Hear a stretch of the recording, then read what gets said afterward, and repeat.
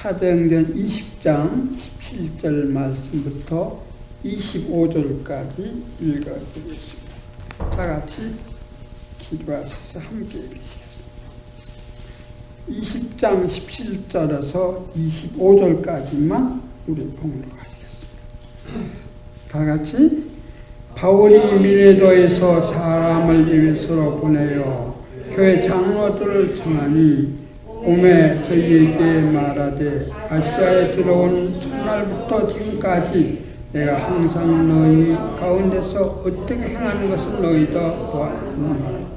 곧 모든 겸손과 눈물이며 유대인의 관계를 인하여 당한 시험을 참고 주를 섬긴 것과 유익한 무엇인지 공중 앞에서나 각 집에서나 끊임없이 너에게 전하여 가르치고 유대인과 헬라인들에게 하나님께 대한 회개와 우리 주 예수 그리스도께 대한 믿음을 증거하는 것이다.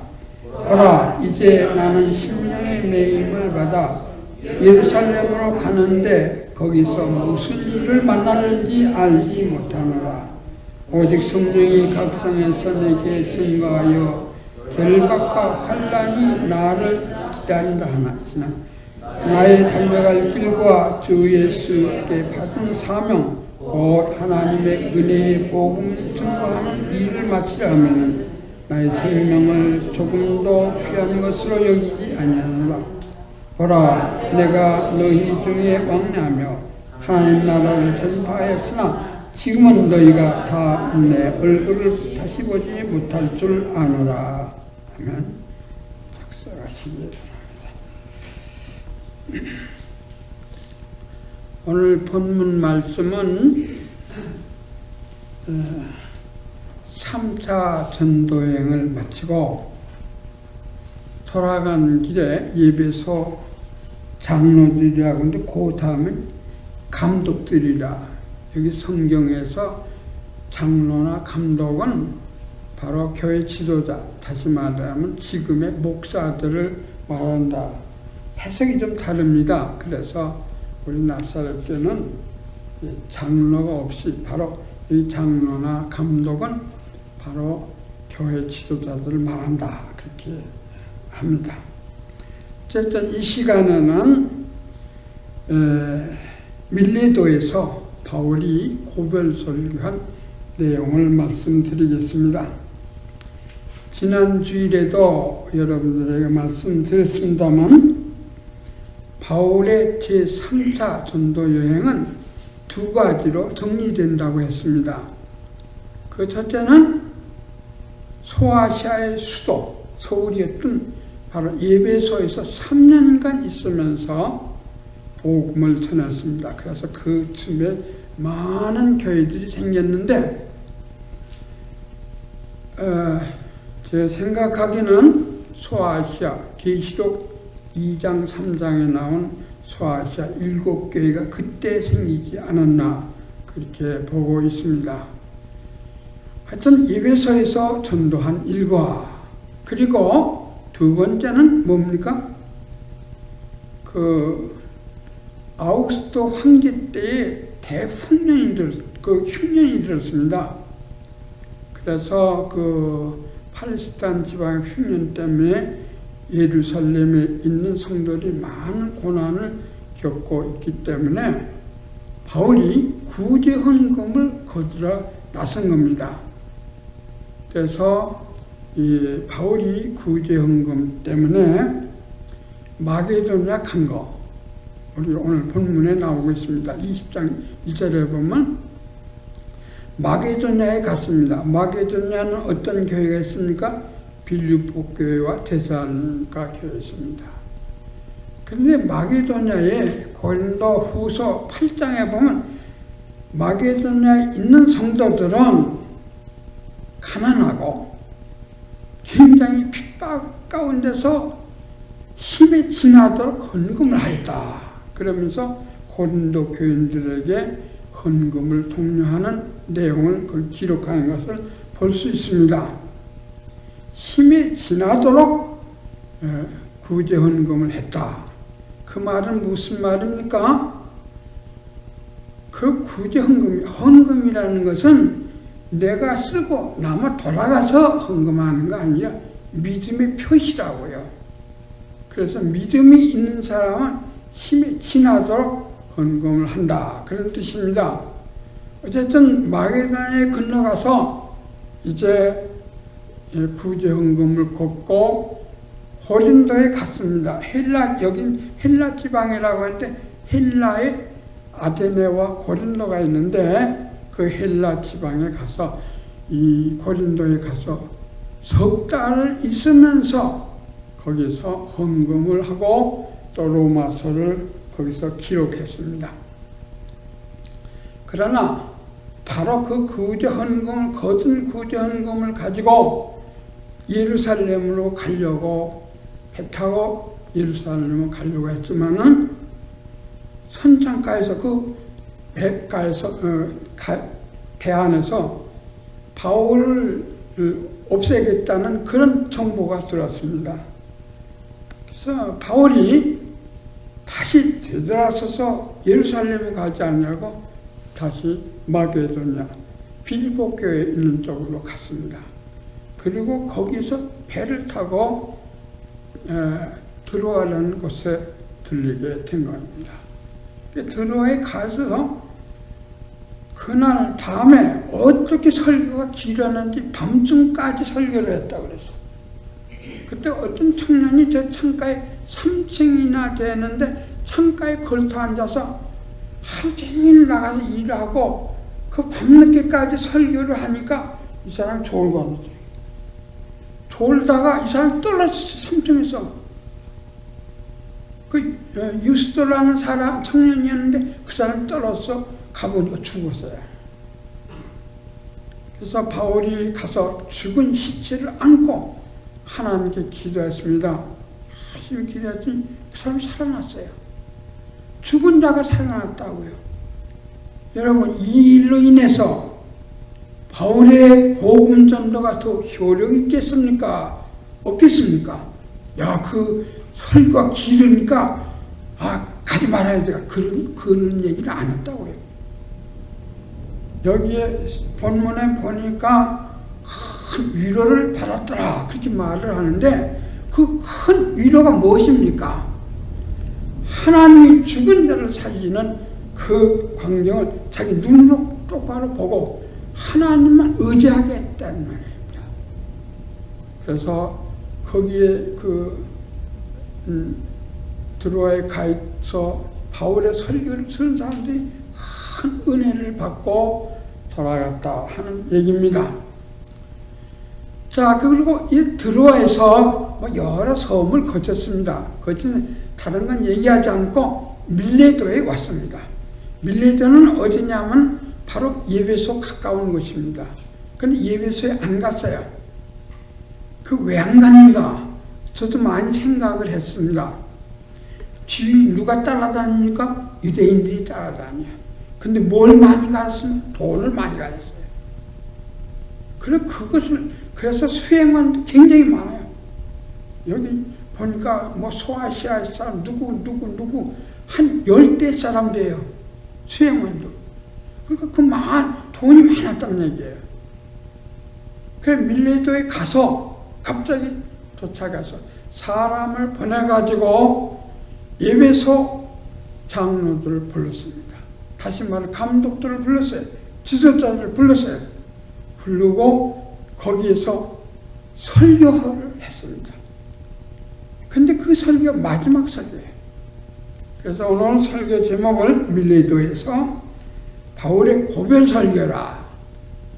물론 바울이 그 설교를 할 때에 성령이 바울에게 가르쳤어요. 너는 지금 예루살렘에 가면 다시는 못 온다. 그걸 알았어요. 그리고 그 다음에 두로에 갔을 때, 두로 항구죠. 두로 항구에 갔을 때 거기 제자들이 있었는데 제자들이 계시를 받고 예루살렘 못 가게 하는 거예요. 그러나 왜 나를 이렇게 울어서 나를 괴롭게 하느냐. 그리고 뿌리치고 간 거예요. 가이사에 갔더니 가이사라에 상륙을 했는데 가이사라에서 얼마 아니면 예루살렘 아닙니까? 가이사랴에 갔는데 가이사랴 아가보라는 그 선지자가 있었는데 그가 바울의 허리띠를 풀더니 허리띠를 묶고 이 띠임자가 예루살렘에 가면 다시 돌아오지 못한다. 그렇게 예언했어요. 그러니까 바울은 자기 자신에게 그리고 제자들을 통해서 아가보라는 선지자를 통해서 자기가 예루살렘에 가면은 돌아오지 못한다 하는 것을 알았습니다. 그렇지만 바울이 죽는 것이 무서워서 하나님의 사명을 부딪히는 사람은 아니라는 말입니다. 그래서 오늘 밀레도에서 바울이 마지막 고별 설교를 하는 내용인데 이 시간은 이 설교 내용을 중심해서 세 가지로 말씀드리겠습니다. 첫째는 바울의 간증입니다. 간증이 뭡니까? 내가 예수 믿어서 어떻게 살았다, 어떤 삶이 있었다 하는 것을 그 삶의 증거가 있는 겁니다. 과거. 여러분은 간증거리가 있습니까?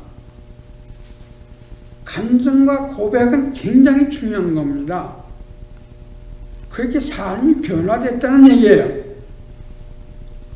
오늘 바울이 자기의 과거, 이 예배소에 들어와서 처음부터 어떻게 살았는가 하는 것을 여기서 간증합니다. 우리 17절에서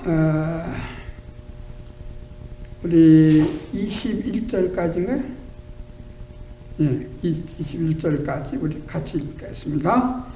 바울이 밀레도에서 사람을 예배소로 보내어 교회 장로들을 청하니 오매 저희에게 말하되 아시아에 들어온 첫날부터 지금까지 내가 항상 너희 가운데서 어떻게 행한 것을 너희도 아는 바니 곧 모든 겸손과 눈물이며 유대인의 관계를 인하여 시험을 받고 주를 섬긴 것과 유익한 것은 무엇이든지 공중 앞에서 각각 집에서나 꺼리낌 없이 너희에게 전하여 가르치고 유대인과 헬라인에게 하나님에 대한 회개와 우리 주 예수 그리스도에 대한 믿음을 증거한 것이라.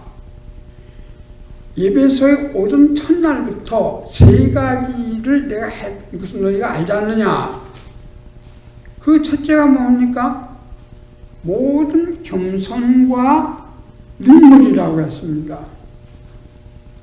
여기 겸손은 항상 하나님 앞에 행하는 것을 말하는 겁니다. 그 말은 겸손이란 말은 하나님의 말씀 앞에서는 노래는 거 없어요. 예, 그러겠습니다. 예만 있는 거예요. 그게 겸손이에요. 하나님 말씀대로 살았다 이게. 하나님 말씀을 경외함으로 살았다. 눈물이라는 말은 무슨 말입니까? 다른 사람이 고통당할 때 그냥 지나가지 않고 함께 울어줬다 이게. 그래서 다른 사람에게 사랑을 베풀었다는 말입니다. 이것이 바울의 삶이었습니다. 저와 여러분도 똑같은 삶입니다. 아까 제가 예배 시작할 때에 고린도 전서 11장 1절을 여러분들 읽어드렸는데 바울이 말하길 내가 그리스도를 본받은 것과 같이 너희는 나를 본받으라. 그렇게 말했어요. 그래서 바울이 그리스도를 본받았습니까? 바울을 본받는 것이 곧 그리스도를 본받는 것이 된다는 말입니다. 여러분, 예수님은 말씀하기를 내가 본 것 아니고 들은 것 아니고 절대로 말하지 않았다. 그 말은 무슨 말이냐면 하나님께서 보여주고 하나님께서 들려준 그 말만 했지 너에게 아무렇게 말하지 않았다. 전적으로 하나님께 순종했다는 말입니다. 말 한마디를. 그렇게 함부로 하지 않았다. 이것이 겸손입니다. 겸손 걸음걸이 참 있고 말을 천천히 그게 겸손이 아니에요. 하나님의 말씀에 순종하는 게 겸손해요.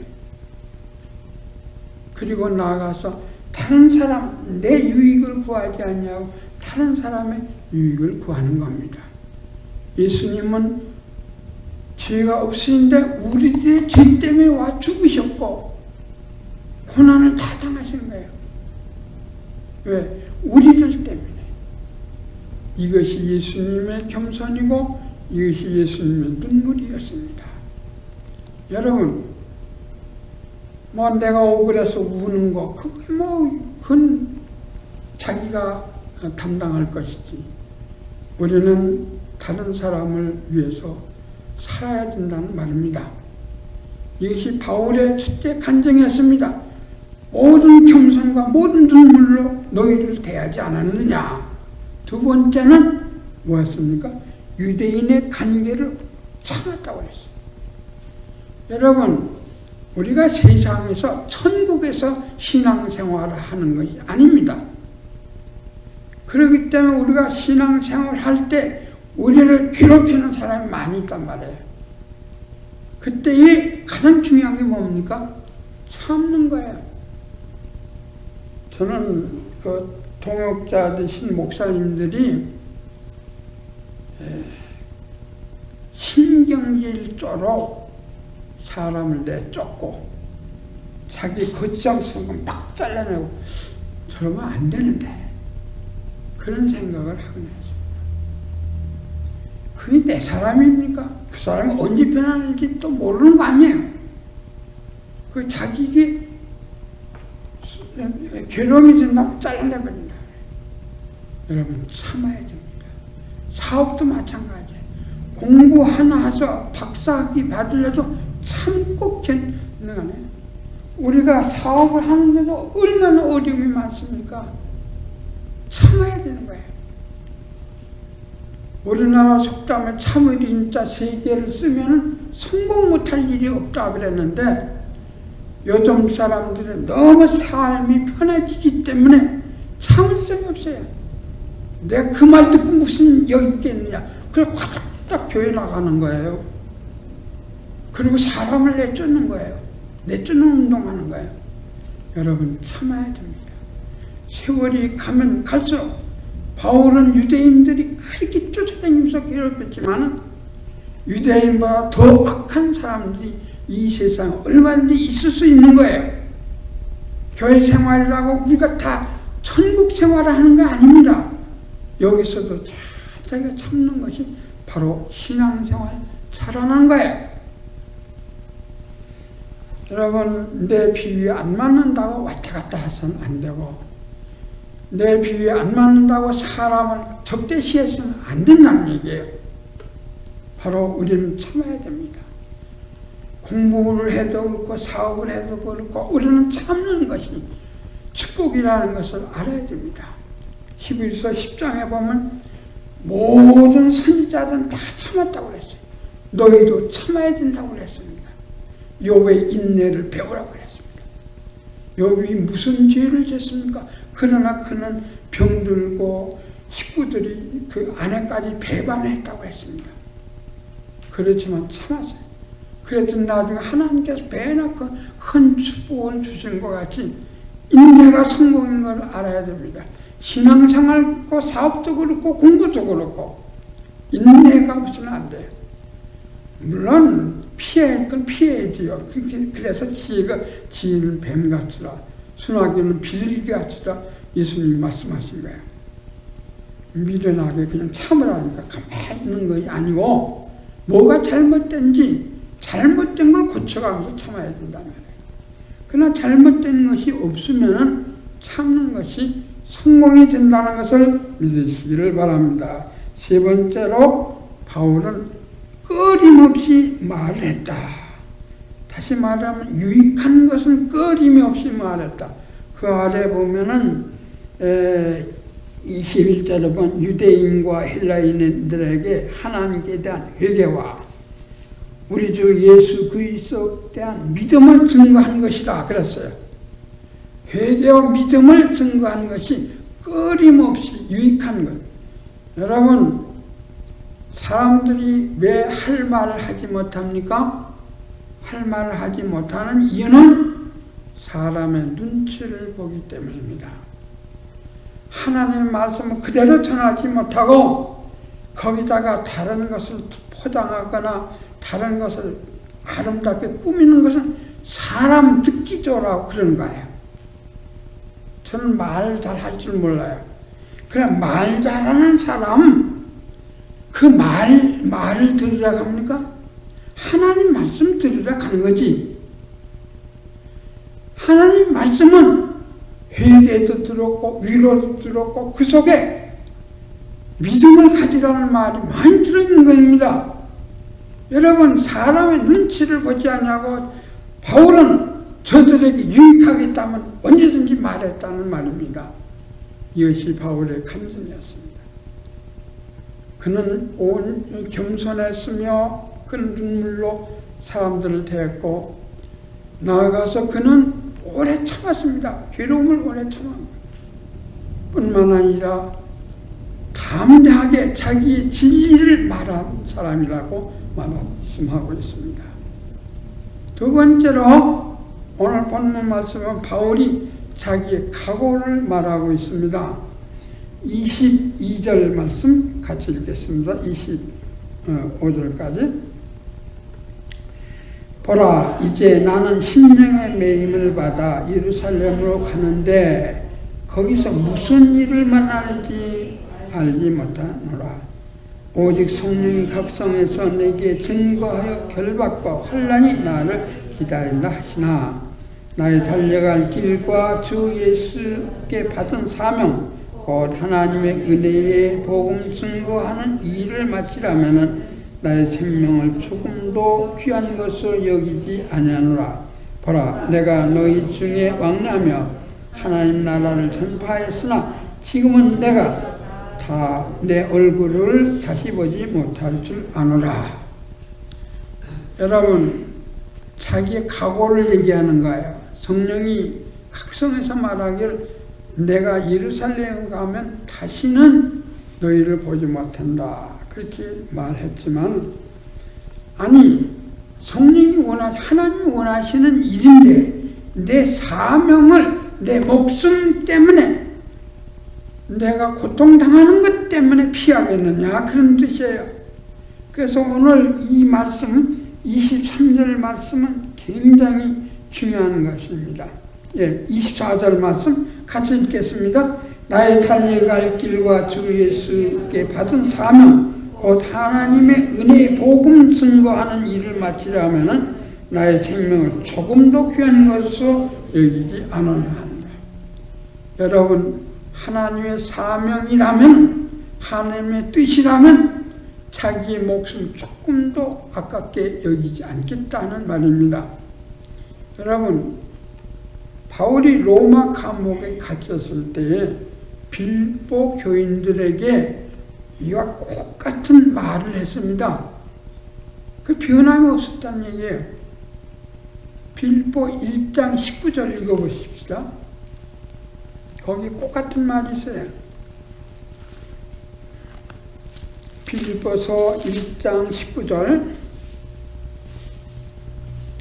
다 같이 이것이 너의 간구와 그리스도 예수의 성령의 동심으로 내 구원에 이를 줄 아는 거로 같이 나의 간절한 기대와 소망을 쌓아 아무 일이든지 부끄럽지 아니하고 오직 전과 같이 이제도 온전히 담대하여 살든지 죽든지 내 몸에서 그리스도가 존귀케 하려 하나니 이는 내게 사는 것이 그리스도니 죽는 것도 유익함이니라.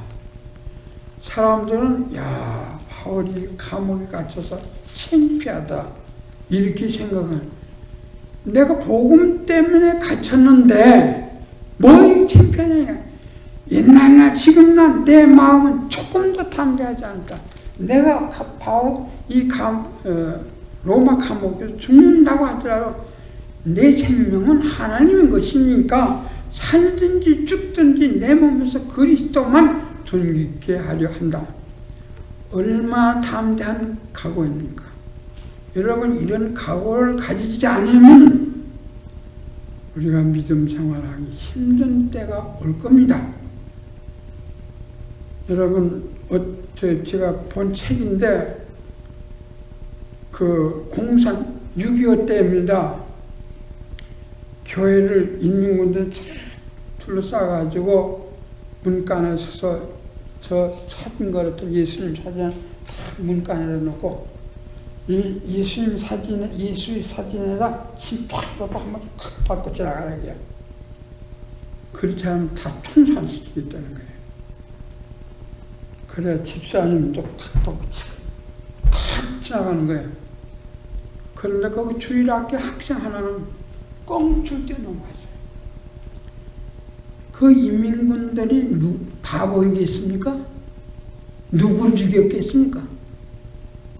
누굴 죽였겠어요? 그 밟은 사람 다 죽였어요. 예수님 사진 밟은 사람. 왜? 너는 이 다음에 또 김일성을 반대할 사람이다. 이랬다 저랬다. 지조가 있는 사람은 이 어린이 하나뿐이다. 지조가 있어야 돼요. 끝까지 우리가 예수님 사랑을 안다면 예수님 때문에 내 목숨도 아깝지 않다. 그런 각오를 가지고 살아야 됩니다. 여러분, 시대가 어떻게 변할지 어떻게 알아요? 지금 저와 여러분은 자유세계에서 크리스천들을 막 도와주는 이런 나라에서 삽니다. 그러나 이북 땅에, 중공 땅에, 소련에, 저기 예멘에, 사우디아라비아에, 이란에, 이라크에 사는 성도를 생각하겠어요. 그들을 왜 순교하겠습니까? 그리스도 이에는 하나님이 없고, 그리스도 이에는 우리가 천당 갈 길이 없고, 그리스도 이에는 나를 위해 죽은 분이 없기 때문에 주를 위해 순교를 하는 겁니다. 순교하든지 안 하든지 순교의 각오를 가지고 살아야 된다는 말입니다. 그러나 저는 약하기 때문에 날마다 기도할 때 내가 주님 만날 때까지 하나님 믿음 지키게 해주십시오. 세상의 유혹에도 빠지지 말고 세상의 위협에도 빠지지 말고, 그것이 기도의 제목이었습니다. 사랑하는 성도 여러분, 끝까지 주님을 사랑하고 내 목숨은 주님은 나를 위해 죽으셨는데 나는 주님을 위해서 죽을 수 없겠습니까? 만약 주님을 위해 죽으면 우리는 큰 상급이 있고 큰 위로와 평강의 상이 있을 겁니다. 바울이 그래서 디모데 후서 4장에 말하기를 하나님이 나에게 면류관만 가지고 기다린다고 했습니다. 이런 각오를 가지고 살았기 때문에. 여러분, 우리는 지금 편안하게 예수 믿기 때문에 유혹받기가 쉽습니다. 그 유혹을 못 이기는 사람은 역시 환난도 못 이기고 죽음도 못 이길 겁니다. 그러나 우리의 생명은 죽음보다 더 강한 저 천국인 것을 믿으시기를 바랍니다. 이것이 있어야 되는 겁니다. 이것은 내 힘으로 되지 아니하고 우리 주님이 도우시는 성령의 힘으로만 가능한 것을 아시고 날마다 각오를 잊어버리지 말고 살게 해달라고 기도하시기를 바랍니다. 마지막에는 부탁입니다. 예배소 장로들 불렀으니 그들에게 부탁하는 내용입니다. 오늘 29절부터 읽겠습니다.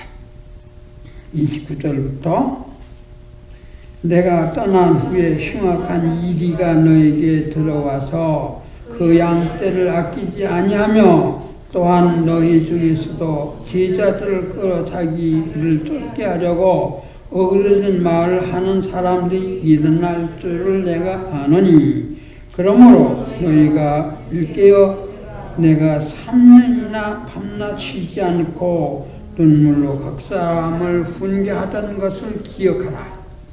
지금 내가 너희를 주와 및 그 은혜의 말씀 부탁하노니 그 말씀이 너희를 능히 든든히 세우사 거룩하게 하심을 입은 모든 자 가운데 기업이 있게 하시리라. 내가 아무의 은이나 금이나 의복을 탐하지 아니하였고 너희 아는 바에 이 손으로 나와 내 동행들에 쓰는 것을 향하여 범사에 너에게 모본을 보였습니다. 곧 이같이 수고하여 약한 사람들을 돕고 또 주 예수의 힘이 말씀하신 주는 것이 받는 것보다 복이 있다 하심을 기억하여야 할지니라. 여기까지만. 그 예배소 장로님들을 불러서 세 가지를 부탁했습니다. 첫째는 뭡니까? 반드시 거짓 선지자나 세상의 핍박자가 달려든다. 사실 바울이 AD 69년에 죽었다고 합니다. 68년에 죽었다고 그래요. 로마에서. 근데 언제 망했습니까? 예루살렘 AD 70년에 망했습니다. 티투스가 와서 완전히 멸망시켰어요. 그 뒤에 누가 세상을 지었습니까? 이 로마가 점점 더 세력을 펴가지고 로마 나라가 기독교인을 대대적으로 핍박했던 것을 압니다. 그런가 하면 그 핍박을 피하기 위해서 거짓 선지자들이 또 많이 나타나는 거예요.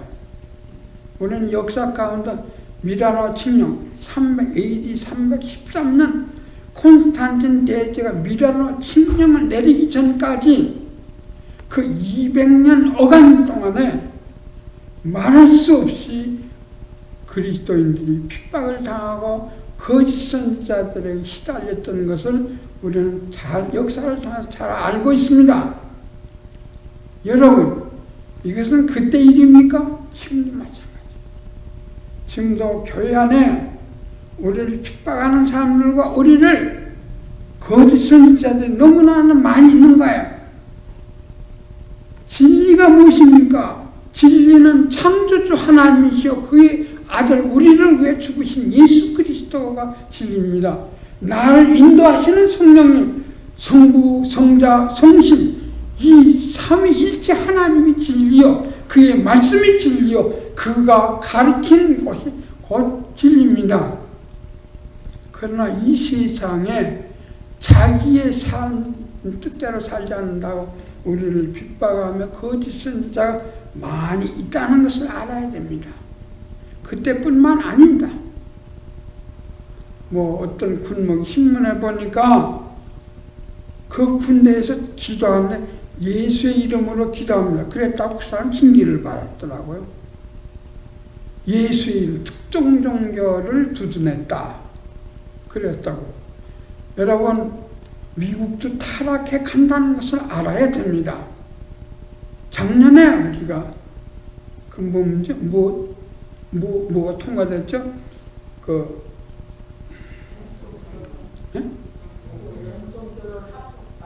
무슨 하여튼 그런 결혼을 당했는데, 저는 미국 역사 가운데서 케네디 대통령 때에 학교에, 국민학교에서 성경을 못 가르치고 십계명을 다 떼어낸 거, 그것이 가장 큰 타락의 길이다. 그때 공부한 사람들이 지금 대통령 됐어요.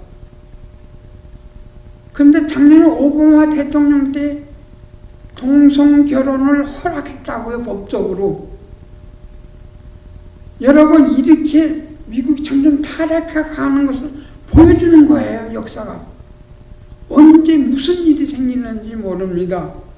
이럴 때에 우리는 정신을 차려야 돼요. 세상에 흔들려서는 안 된다고요. 그런데 우리는 약하기 때문에 흔들리기가 쉬워요. 죽음을 각오한 믿음을 가져야 돼요. 그렇게 하려면 어떻게 해야 됩니까? 바울의 말을 할마다 그 교훈을 생각해야 돼. 다시 말하자면 하나님의 말씀을 날마다 읽어야 되는 겁니다.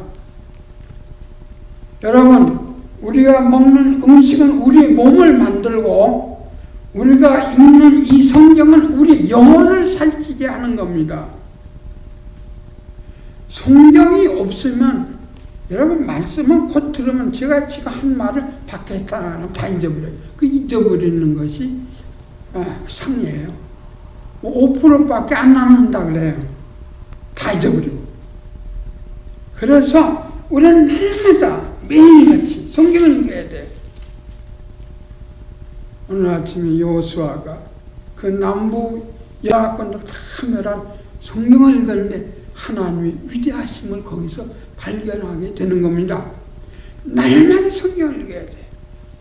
하나님의 말씀 이외에 하나님의 말씀이 어디서 믿음을 더 자라게 하겠습니까? 여러분, 우리의 기도도 말씀을 읽는 사람이 올바로 기도하는 거예요. 왜? 우리의 기도의 최고의 목적은 하나님의 뜻이 하늘에서 이루어진 것 같이 땅에도 이루어지기를 원하는 거예요. 왜? 하나님의 뜻이 이루어지는 것이 축복이기 때문에. 우리 부모가 자식들에게 이래라 저래라 하는 건 그들의 장래를 위해서예요. 하나님이 하지 말라, 하나님 이 말씀 다 우리들의 축복을 위해서입니다. 그런데 이 말씀을 모르고 어디 가서 하나님 말씀을 듣겠습니까? 그래서 저희 교회는 날마다 매주마다 이 성경 읽기를 여러분들에게 나눠주는데 이 성경 읽기를 애용하시기를 바랍니다. 우리가 한꺼번에 많은 것을 한 조각으로 밥 먹듯이 먹는 것보다는 매일같이 한 장 한 장 여러분이 읽는 것이 중요하다.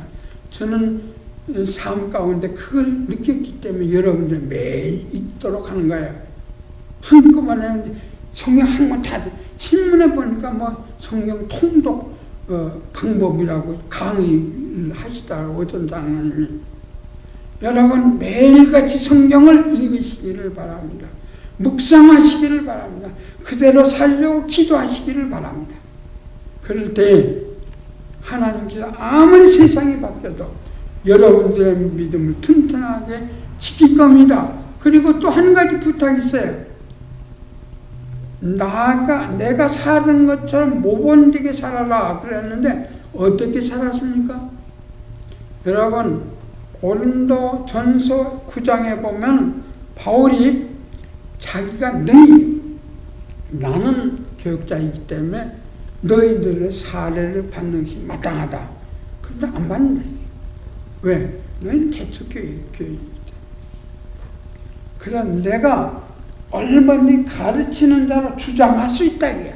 그러나 난 주장 안 한다. 왜? 너희들이 혹시 다치는 사람이 있을까? 자기 주장을 간줬다고 그랬어요. 뭐까지 하냐면 먹고 마시는 것까지. 그래서 우리 25절에 그런 말이 있습니다. 범사에 너에게 모본을 보였노니 곧 이같이 수고하여 약한 사람을 돕고 또 주 예수의 친히 말씀하신 바 주는 것이 받는 것보다 복이 있다. 이 말씀을 기억하고 살아야 돼. 남에게 대접받는 것이 아니라 대접하는 자가 복이 있다는 말입니다. 여러분 우리는 대인관계를 잘해야 됩니다. 대인관계를 내 유익을 위해서가 하는 것이 아니고 내 즐거움을 위해서 하는 것이 아니고 약한 사람 돕는 그 사람 내게 돌아갈 거 아무것도 없어요. 나를 도와줄 거 아무것도 없어요. 그렇지만 그 사람이 바로 필요한 사람입니다. 여러분 예수님 말씀한 선한 사마리아인의 비유가 있죠. 선한 사마리아인 그 강도 만난 사람 도와줬자 그 사람 아무 유익이 없어요. 그렇지만 그 사람 도와줄 그것이 바로 내 이웃이라고 말씀했습니다. 여러분 우리가 믿음이 튼튼해지려면 바로 이 세상이 우리를 가만두지 않는다는 것을 늘 생각하고 살아야 됩니다. 그러려면 우리가 믿음이 튼튼해지려면 말씀에 매여야 됩니다. 그리고 대인관계에서 약한 사람을 돕는 것 그것이 바로 우리의 믿음을 잘 지키는 하나님의 뜻인 것을 믿으시기를 주의 이름으로 축원합니다. 기도하시죠.